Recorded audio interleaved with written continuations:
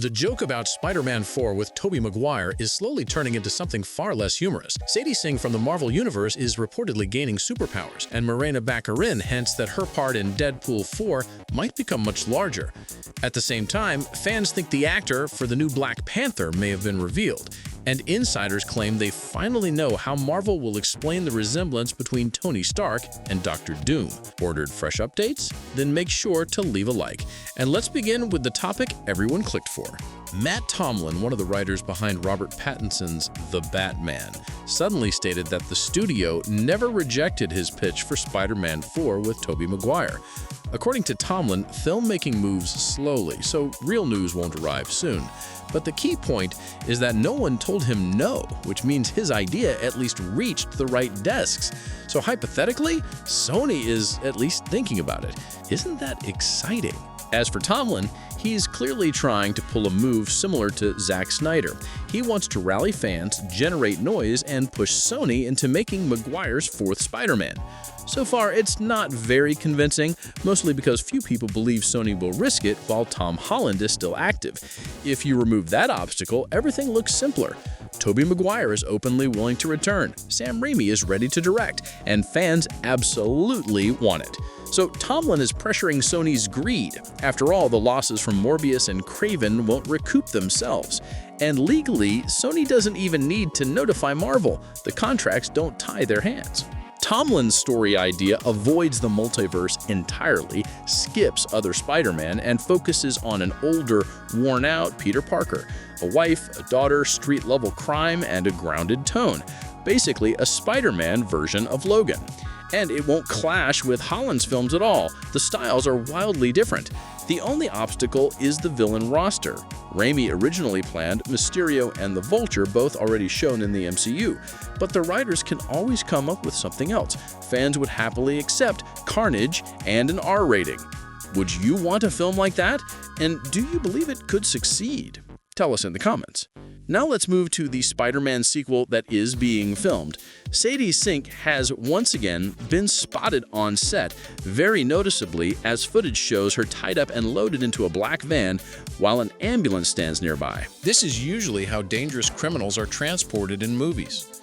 And what makes it even funnier is that Mark Ruffalo was previously seen in the exact same type of stretcher during earlier filming. With him, everything is obvious. Tying him down makes sense. But if Sin is being moved the same way, it strongly suggests she already has some kind of powers.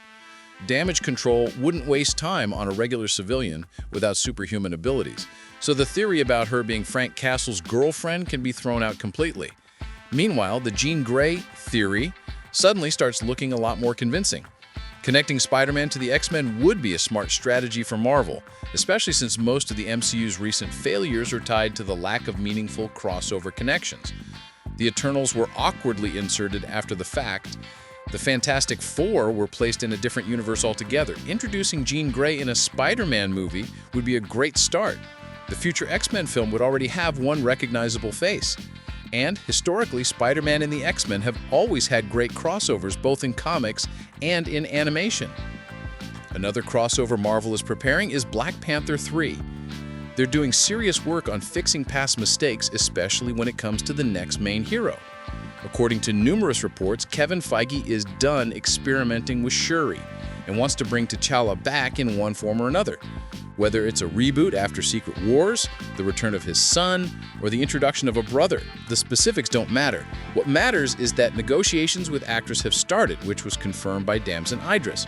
He admitted he talked to Marvel about the Panther role, and the interview resurfaced because on WG World he was seated next to Angela Bassett, dressed as T'Challa's mother. Connect the dots, and don't forget to subscribe.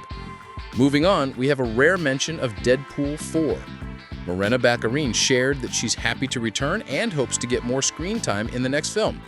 That's easy to justify because in the comics Vanessa is Copycat, a mutant who can mimic appearances and abilities through physical contact.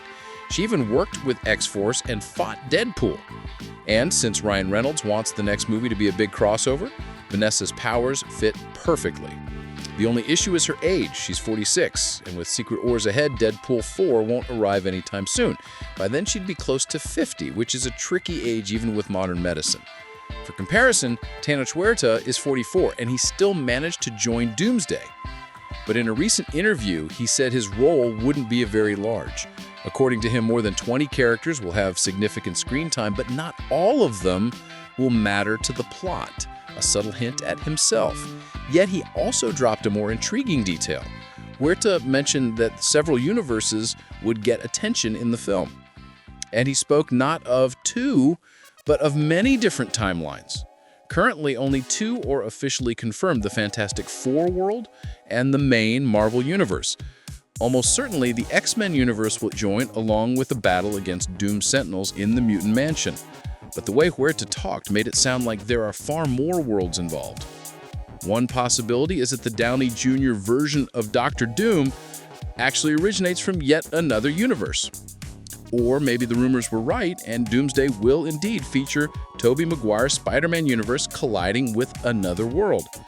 Share your theories in the... And among other details, Tenoch Huerta confirmed he would share scenes with Sue Storm in the film.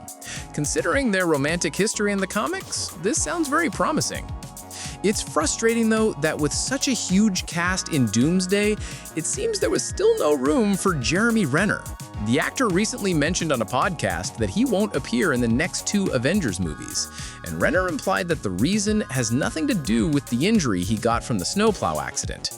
He hinted that the paycheck offered for Hawkeye Season 2 didn't match the workload, and judging by how events unfolded, the strained relationship between him and the studio affected both Doomsday and Secret Wars.